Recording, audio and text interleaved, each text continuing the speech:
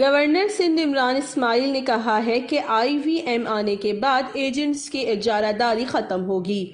Result روکنے کے بعد جو دھاندلی کا الزام لگتا ہے وہ ممکن نہیں ہوتا۔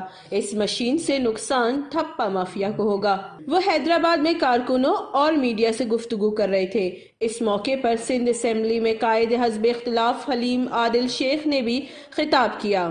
گورنر سندھ عمران اسماعیل نے کہا کہ سندھ میں 60,000 اسکول بند کرنے کی تیاری کی جا رہی ہے۔ بجائے اسکول میں اچھے استاد اور اچھا ماحول دیا جائے، وہاں کے بچوں کو اسکول جیسی بنیادی ضرورت سے بھی محروم کیا جا رہا ہے۔ انہوں نے مزید کہا کہ وزیر اعظم عمران خان نے حیدرآباد کے عوام کو یونیورسٹی کا تحفہ دے کر اپنا وعدہ پورا کیا۔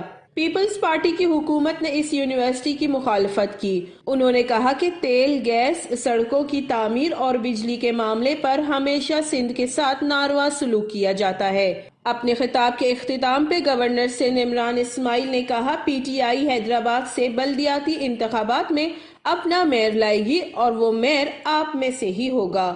وش نیوز، حیدرآباد۔